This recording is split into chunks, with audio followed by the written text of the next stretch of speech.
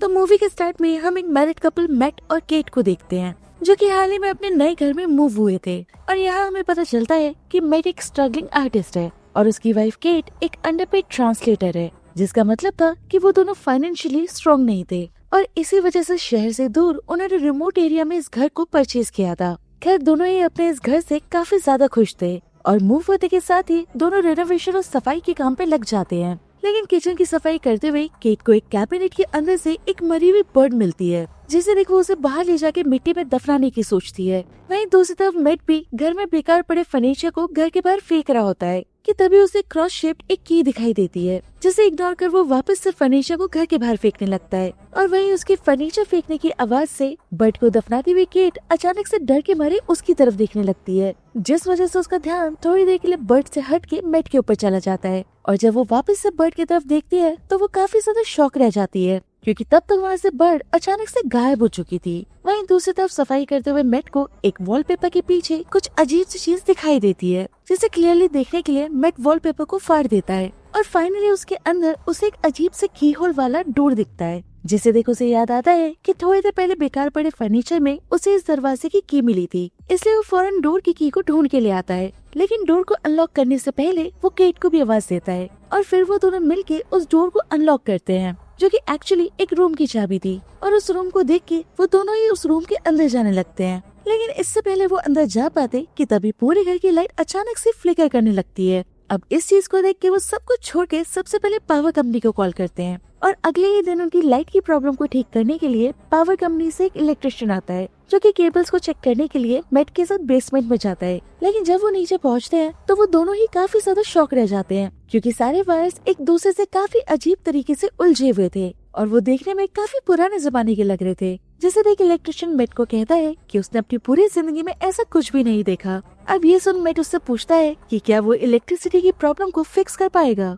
जैसे सुन इलेक्ट्रिशियन उसे कहता है कि ये उसके लिए काफी ज्यादा कॉम्प्लिकेटेड है। लेकिन वहाँ से जाने से पहले वो मैट को कहता है कि वो काफी ज्यादा सरप्राइज्ड है, क्योंकि उस इंसिडेंट के इतने टाइम बाद किसी ने फाइनली इस घर को खरीदा। अब ये सुन मैट को तो कुछ समझ नहीं आता और उसकी ऐसी हालत देख के इलेक्ट्रिशियन उसे कहता है कि उससे पिछले होने का मर्डर उसी घर के अंदर हुआ था। और ये बात बता के वो खुद तो वहाँ से चला जाता है, लेकिन ये न्यूज सुनते ही मैट की तो हालत खराब हो जाती है। इसलिए वो फौरन इस घर के बारे में रिसर्च करना शुरू कर देता है, जिस दौरान उसे पता चलता है कि 1970 में एक मैरिड कपल को उस घर में मार दिया गया था, लेकिन पुलिस सस्पेक्ट की पहचान नहीं कर पाई थी, इसलिए उसे जॉन नाम से बुलाया जाने लगा। अब ये देख मैट अल्कोहल पीते हुए जॉन का एक स्केच बनाने लगता है, लेकिन स्केच बनाते हुए जब वो थक जाता है तो वो अल्कोहल पीता हुआ उसी सीक्रेट रूम के अंदर चला जाता है, जहाँ जाके रेस्ट करते हुए वो पूरी अल्कोहल की बोतल खत्म कर देता है। मगर खाली बोतल को देख के वो सोचता है कि काश उसके पास पूरी एक नई भरी बोतल होती। अब उसकी ये सोचने की देर थी कि तभी अचानक से रूम की लाइट फ्लिकर करने लगती है,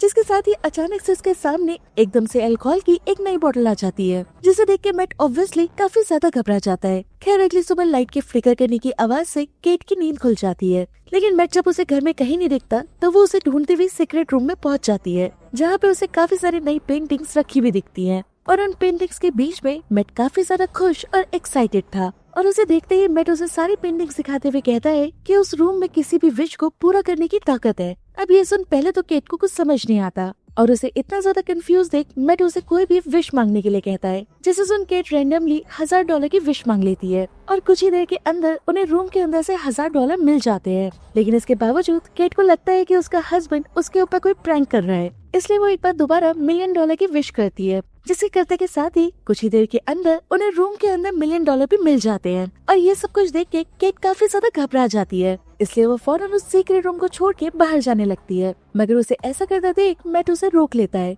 जिसके साथ ही वो उसे समझाता है कि उस रूम के अंदर स्पेशल पावर्स है, जिसके जरिए वो अपनी सारी ख्वाहिशें पूरी कर सकते हैं। अब ये सुन केट भी उसके प्लान में शामिल हो जाती है और दोनों हस्बैंड वाइफ लग जाते हैं अपनी छोटी से लेके बड़ी ख्वाहिशों को पूरी करने में, जैसे कि लग्जूरियस मील खाना या फिर डिजाइनर कपड़े या फिर बहुत ही ज्यादा कॉस्टली शैम्पेन्स या फिर खूब सारा पैसा विश करना। और ये सब कुछ करने में उन दोनों को ही बहुत ज्यादा मजा आ रहा था। पर रात को केट मैट से पूछती है कि आखिर वो रूम उनकी सारी ख्वाहिशों को पूरा कैसे कर रहा है, जिसे सुन मैट उसे कहता है कि आखिर इस बात से फर्क क्या पड़ता है, और इसी तरह उनके अगले कुछ दिन काफी ज्यादा पार्टी और डांस करते हुए गुजरते हैं। और एक टाइम ऐसा आता है जब वो दोनों अपना काम करना बंद कर देते हैं, क्योंकि अब उन्हें किसी भी तरह की जॉब करने में कोई पॉइंट नहीं दिख रहा था, क्योंकि अब सिर्फ एक विश करने से उनकी सारी ख्वाहिशें पूरी हो सकती थी। लेकिन ये सारी चीजें केट को ज्यादा दिन तक खुश नहीं रख पाती, क्योंकि फाइनली उसे रियलाइज होता है कि उनकी जिंदगी में एक बच्चे की कमी है। अब उसकी ऐसी हालत देख के मैट उसे एक क्रिब गिफ्ट करता है, जिसके साथ ही वो उसे सजेस्ट करता है कि उन लोगों को बेबी के लिए एक बार दोबारा से ट्राई करना चाहिए।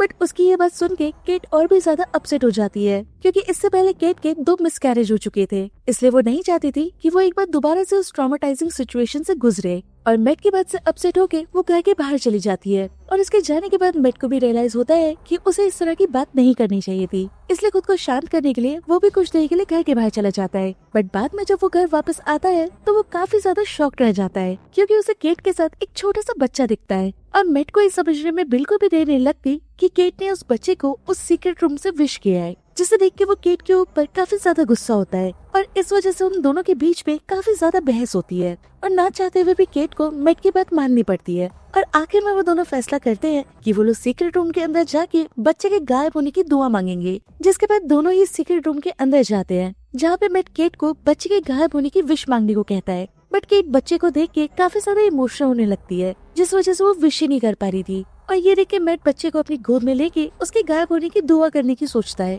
मगर जैसे ही वो ऐसा करने वाला होता है कि अचानक से रूम की लाइट फिकर करने लगती है, जिसके साथ ही बेबी भी बहुत जोर जोर से रोने लगता है। और इस तरह से बेबी को रोता देख मैट की भी हिम्मत नहीं हो पाती है उसके गायब होने की दुआ करने की, इसलिए वो बेबी भी उन्हीं के साथ रहने वाला था। खैर अगले दिन वो उस घर के बारे में ऑनलाइन रिसर्च करते हुए कुछ पुराने न्यूज़पेपर्स को देखता है, जिसके जरिए उसे पता चलता है कि वो किलर आज भी एक मेंटल हॉस्पिटल के अंदर जिंदा है। और एक दूसरे न्यूज़पेपर के मुताबिक उसका कहना था कि उससे ये मर्डर उस रूम ने ही करवाया था। इसलिए अब मैट उस रूम के बारे में और इन्फॉर्मेशन निकालने के लिए जॉन से मिलने के लिए सीधे मेंटल हॉस्पिटल पहुँच जाता है, जहाँ पे रिसेप्शन में नर्स उसे इन्फॉर्म करती है कि पिछले 45 सालों से उससे रिपोर्टर्स के अलावा कोई भी मिलने नहीं आया है। अब ये सुन के मैट काफी ज्यादा शॉक हो जाता है, लेकिन फिर जॉन से मिलने के लिए वो भी नर्स को झूठ कह देता है कि वो एक रिपोर्टर है। मगर बाद में जब जॉन मैट से मिलता है तो उसे समझने में बिल्कुल भी देर नहीं लगती कि मैट एक रिपोर्टर नहीं है। इसलिए अब मैट भी उसे उस घर के बारे में बताता है जहाँ पे फिलहाल वो रह रहा है, जिसे सुन जॉन उसे हंसते हुए कहता है कि वो कई सालों से इस मोमेंट का इंतजार कर रहा था। अब ये सुन मैट उससे पूछता है कि आखिर उसने घर के ओनर्स को क्यों मारा था, जिसे सुन जॉन उसे कहता है कि इसके अलावा उसके पास कोई और रास्ता नहीं था। और इसी के साथ वो मैट को एडवाइस करता है कि वो उस रूम को भूल के जितनी जल्दी हो सके उस घर से फौरन निकल जाए। जिसके साथ ही वो उसे ये भी कहता है कि जिस इंसान की ख्वाहिशें पूरी नहीं होती उससे ज्यादा वो इंसान खतरनाक होता है जिसकी सारी ख्वाहिशें पूरी हो जाती है। अब ये सुन डिसअपॉइंटेड मैट वहाँ से घर के लिए निकल जाता है, लेकिन रास्ते में घर जाते हुए वो एक गैस स्टेशन पे गैस भरवाने के लिए रुकता है। मगर जब पैसे देने की बारी आती है तो वो देखता है कि जो उसने पैसे मिस्टीरियस रूम से लिए थे वो पूरी तरह से धूल में बदल चुके थे। अब ये देखते के साथ ही मैट का दिमाग खराब हो जाता है, इसलिए वो फौरन घर पहुंचता है, जहाँ पे वो मिस्टीरियस रूम के अंदर से काफी सारे रुपए लेके उन्हें घर की खिड़की के बाहर फेंक देता है। और देखते ही देखते उसकी आंखों के सामने सारे रुपए धूल में बदल जाते हैं, जिससे देख वो फौरन एक पेंटिंग को घर की चौखट पे रखता है, जिसे वो आधा घर के बाहर और आधा घर के अंदर रखता है। और देखते ही देखते आधी पेंटिंग फेड हो जाती है, वहीं आधी पेंटिंग जो घर के अंदर थी वो बिल्कुल इंटैक्ट रहती है। अब ये सब कुछ देख के मैट को समझ आ जाता है कि उन्होंने जो भी उस सीक्रेट रूम से चीजें हासिल की थी, अगर वो उन चीजों को लेके घर के बाहर गए तो वो गायब हो जाएंगी। जिस वजह से मैट काफी ज्यादा गुस्से में आके उस मिस्टीरियस रूम की दीवारों को तोड़ने लग जाता है। मगर हैरत की बात थी कि दीवारों को तोड़ने के बाद मैट को उनके पीछे वो एक उलझे हुए तार दिखते हैं, जो कि हम पहले भी बेसमेंट के अंदर देख चुके हैं, जिन वायर्स को समझना उसके लिए नामुमकिन था। लेकिन इसी बीचों से एक वॉल के ऊपर घर का मैप बना हुआ दिखता है, जिसमें घर के बेसमेंट और दीवार के पीछे से जाने वाले हर वायर की इन्फॉर्मेशन थी। मगर तभी अचानक उसे केट घर के बाहर बेबी को ले जाते हुए दिखती है, जिससे देख वो उसे बाहर जाने से ये कह के रोकता है कि बाहर जाना खतरनाक है, लेकिन बाहर जाने से बेबी को कुछ हो सकता है ये बात वो उसे कह नहीं पाता। और केट भी उसकी बात को इग्नोर कर बेबी को लेके घर के बाहर चली जाती है। मगर बाहर जाते के साथ ही कुछ ही देर के अंदर बेबी की स्किन जलने लग जाती है, जिसके साथ ही वो जोर जोर से रोने लग जाता है। और ये देख केट हेल्प के लिए जोर जोर से चिल्लाने लग जाती है। और उसके चिल्लाने की आवाज सुन के मैट फौरन घर के बाहर जाके बेबी को घर के अंदर ले आता है।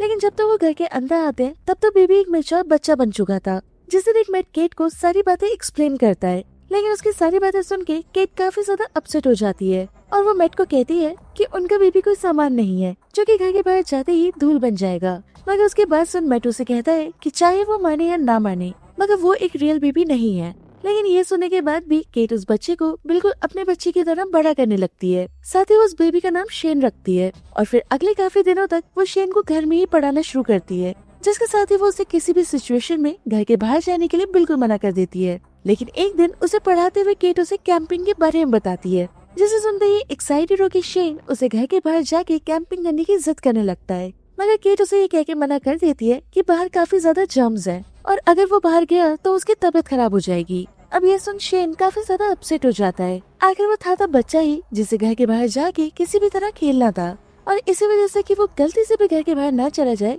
केट हमेशा घर के डोर को लॉक करके रखती थी। मगर एक दिन मैट के लिए एक कोरियर आता है, जिसे रिसीव करने के बाद वो मैट को जाके दे देती है। और जब मैट उस पैकेज को खोलता है तो उसके अंदर से एक गन निकलती है, जिसे वो छुपा के रख देता है। लेकिन वही कोरियर रिसीव करने के बाद केट घर की डोर को लॉक करना भूल जाती है और वो खुद पियानो बजाने के लिए बैठ जाती है। और इसी मौके का फायदा उठा के शेन चुपके से मेन डोर की तरफ चला जाता है, जहाँ पे वो डोर को खोल के बाहर की फ्रेश हवा को महसूस करने के लिए अपने एक हाथ को डोर के बाहर निकाल देता है। लेकिन इससे पहले उसे कुछ होता कि तभी टाइम पे केट वहाँ आके उसे घर के अंदर खींच लेती है। अब शेन तो लकीली बिल्कुल सही था, लेकिन इस इंसिडेंट की वजह से केट काफी ज्यादा डर चुकी थी, इसलिए वो मैट के साथ मिलके घर की सारी खिड़कियों को लकड़ी के बोर्ड से बंद कर देती है। अब जहाँ हम देखते हैं कि केट शेन से पागलों की तरह प्यार करती है, वही मैट को उससे कुछ खास फर्क नहीं पड़ता था, क्योंकि वो अभी भी उसे अपना बेटा नहीं मानता था, जिस वजह से मैट उससे कभी सीधे मुंह बात भी नहीं करता था। और उसके इस रूखे बिहेवियर की वजह से शेन उससे काफी ज्यादा डरा करता था, जिस वजह से डर के मारे उससे गलती से एक दिन मैट का स्नो ग्लोब टूट जाता है।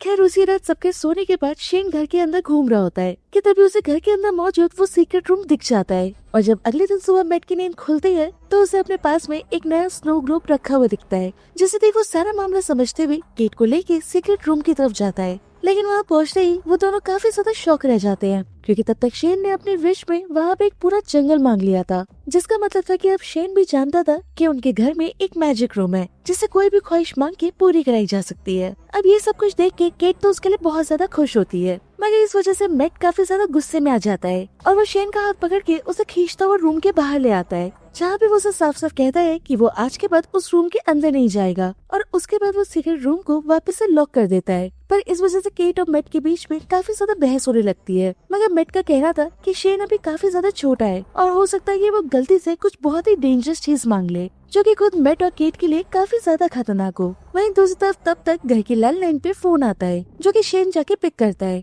मगर दूसरी तरफ मेंटल हॉस्पिटल से जॉन कॉल कर रहा था, जो कि एक छोटी सी बच्चे की आवाज सुन के काफी ज्यादा शॉक हो जाता है। पर इतनी ही देर में मैट वहाँ आके शेन के हाथ से फोन छीन लेता है और जॉन मैट से पूछता है कि आखिर तुम दोनों में से किसने बच्चे की ख्वाहिश की थी, जिसे सुन के मैट उसे बताता है कि बच्चे को केट ने मांगा था। और इसी के साथ मैट जॉन से पूछता है कि क्या कोई तरीका है जिससे मैजिक रूम से मांगी हुई चीज वो घर के बाहर ले जा सके और वो डस्ट में भी कन्वर्ट ना हो, जिसे सुनकर जॉन समझ जाता है कि वो बच्चे की बात कर रहा है। वहीं इतनी देर में केट दूसरे फोन से उन लोगों की बातें सुनने लगती है। जॉन मैट को कहता है कि शेन तभी बाहर जाके नॉर्मल बच्चों की तरह जी सकता है जब उसे बनाने वाला मर जाए, यानी कि अगर वो चाहते हैं कि शेन नॉर्मल जिंदगी जिए तो केट को अपनी जान लेनी होगी। जिसके साथ ही वो बताता है कि उस घर के प्रीवियस ओनर ने उसे भी मैजिक रूम से मांगा था, लेकिन बाद में वो भी चाहते थे कि जॉन एक नॉर्मल लाइफ जिए, मगर वो जानते थे कि इसके लिए उन्हें खुद का सैक्रिफाइस देना होगा, जिसकी वजह से औरत ने अपने खुद के हस्बैंड का कत्ल कर दिया था और बाद में उसने जॉन को फोर्स करके खुद को भी मरवा दिया। अब ये सब कुछ सुन के केट काफी ज्यादा रोने लग जाती है,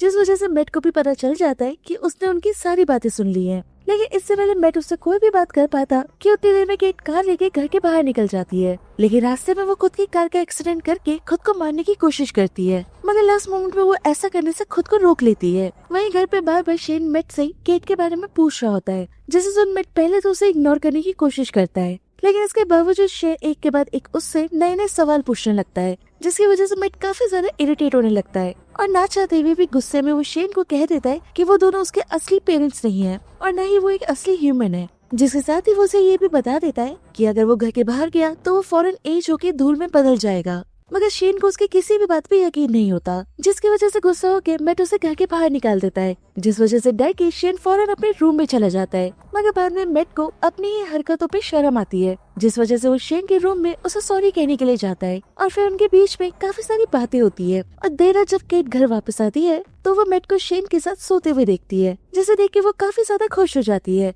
लेकिन अगले दिन जब वो उठते हैं तो उन्हें घर का मेन डोर खुला हुआ दिखता है, जिसे देख के वो समझ जाते हैं कि शेन घर का मेन डोर खोल के बाहर चला गया है। अब इससे पहले वो सब बाहर जाके देखते हैं कि तभी उन्हें थोड़ी दूर एक लड़का खड़ा हुआ दिखता है, जो कि कोई और नहीं बल्कि शेन ही था। दरअसल पिछली रात मैट की बातें सुनने के बाद शेन सिर्फ उतनी देर के लिए बाहर गया था जितनी देर में वो बड़ा हो जाए, और फिर वो खुद एक घर के अंदर वापस आ गया था। लेकिन तभी शेन उन दोनों की तरफ गन पॉइंट कर देता है। एक्चुअली वो मैट को मारना चाहता था, क्योंकि उसका कहना था कि वो उससे काफी ज्यादा नफरत करता है। पर ये सब कुछ देख के केट उसे समझाने की कोशिश करती है, और उसकी बातें सुन के शेन काफी हद तक शांत भी हो जाता है। मगर इतनी ही देर में मैट शेन के ऊपर अटैक कर देता है, जिसकी वजह से केट को धक्का लगने से वो बेहोश हो जाती है। और जब उसे वापस से होश आता है तो मैट उसे कहता है कि लड़ाई के दौरान गलती से शेन को गोली लगने की वजह से उसकी मौत हो गई है, जिसके साथ ही वो उसे ये भी बताता है कि उसने शेन की बॉडी को बाहर मिट्टी में दफनाया है। अभी सुनते ही शौक में रोती हुई केट फौरन घर के बाहर भागती है, और इसकी ऐसी हालत देख के मैट फौरन उसके पीछे आके उसे वापस से घर के अंदर लेके जाता है, जिसके बाद वो केट को शांत करने की कोशिश करता है।